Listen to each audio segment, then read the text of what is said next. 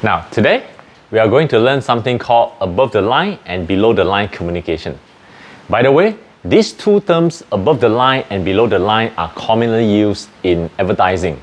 But we are not talking about the same thing here, okay? So just want to clarify that. And now, as you know, communication is one of the most important skills that you will ever need to master to be an effective OKR coach. Everything starts on communication, from building relationship and trust, to getting buy-in, to coaching, to training and development, and to leading them to perform at the highest level. Above the line communication is a positive conversations that drive accountability, commitment, and responsibility. It also helps bring our awareness to generate options, solutions, and new possibilities. So as a result of above the line communication, it provokes thinking and it leaves people feeling good after the conversation. Below the line communication is a form of communication that kickstart the blame game. It is a conversations that people start finger pointing, they refuse to take responsibility, and they will say, it's not my problem and it's always somebody else's problem. Basically, they are in a denial mode. They will say, it's not my job. Basically, they are in avoidance or in a wait and see or tell me what to do kind of mode. So meaning they are tentative and not committed. So below the line communication leads to confusion, ignorance, and indifferent attitude. As an OKR coach, we need to ensure that above the line communication takes place in the workplace, as this is the key asset to any organization. Because it is not only effective, it can be powerful and inspiring.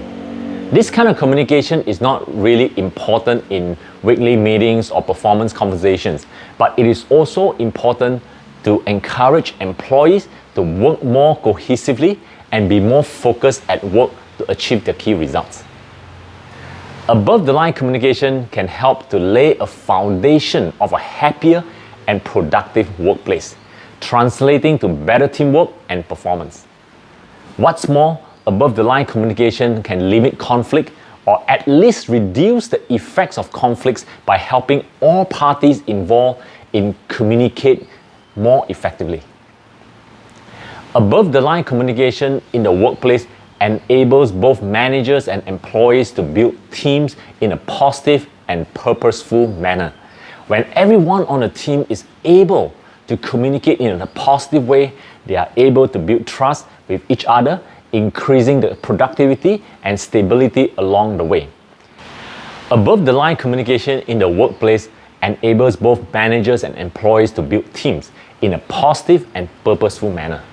When everyone on a team is able to communicate in a positive way, they are able to build trust with each other, increasing productivity and stability along the way. Above the line communication in the workplace can also result in better employee morale and engagement in their work. Employees seek out and appreciate positive communication from their superior as well as their co-workers. Not only does open and positive communication lead to more satisfaction in their job, it also motivates employees to work harder and smarter, resulting in a workplace that is encouraging and supportive. Now, how do we do that, right? So how do we maintain above the line communication? Now let's talk about how do you engage others in a positive dialogue or conversation using above the line communication. Here are some ways you can maintain above the line communications. First, frame your message in a positive way. We need to understand how our mind works. Our mind does not process negation.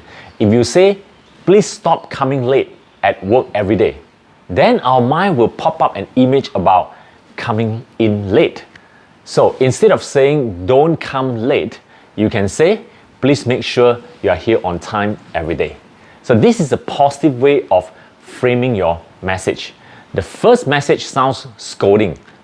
The second sounds more pleasant and also makes the main point about punctuality become clearer. Now, second point is separate fact from opinion. Keep in mind that fact is a variable truth or event. When someone said, a lot more people have become ill with the coronavirus than we first expected. So is this statement fact or opinion? Well, from the phrasing, this sounds like an opinion because of the vague words and phrases. A lot and than we first expected. To determine if the statement is fact, you will need to actually prompt with a question or two. What do you mean by a lot? Or are you referring to a specific estimate by an official from the CDC? Right? So my point is only probing question will help you determine what people say is a fact or merely opinion. So be careful not to succumb to gloom and doom before you sort out what's real versus what is speculation. Now the third one is ask about their solution. If someone begins talking about a problem, you could ask, so what are you or some of your friends doing to change that situation? Any new solutions from your team that could solve a problem like that? Instead of dwelling into the problems, you can shift your attention to focus on solution, and the conversation will likely pivot to the positive. The fourth one is praise or thank someone. Look out for what went well or what worked, and reinforce the good work or the improvement made with a positive affirmation. Show your appreciation and give out the recognition. You stand out when you make it a point to recognize a milestone in people's lives. Number 5, watch your temper and tone. It is important to keep your emotion in check. If you are stressed out, it will show on your tone of voice, especially when you are still hung up with the stressful incidents. How you say it is more important than what you say. Be curious and look for learning opportunities and strength, right? One of the best ways to have positive engagement is by expressing a natural curiosity for what the other person is telling you. Look for an opportunity to learn from them. If they share with you an achievement, then ask them, how did you manage to do that? Also, make it a point at least one question before moving on to the next topic. Gathering details makes it more likely that you will be able to establish a connection with the person. Okay, so those are some of the ways that how you can practice above the line communication. Now, remember, 55% of people scan facial expression and body language. 37% of people listen to tone of voice, and 8% of people focus on the words. So to maintain the above the line communication, smile more, right? When you communicate, nodding when necessary, and use a calm and relaxed tone of voice. Show respect and use active listening to understand them. Most people appreciate it when you value their time. Sometimes you can have a more meaningful conversation in 15 minutes than you can in an hour. So what's important is the genuine in reaching out to them, offering your help, and uplifting their spirit as a result of having a positive communication with you.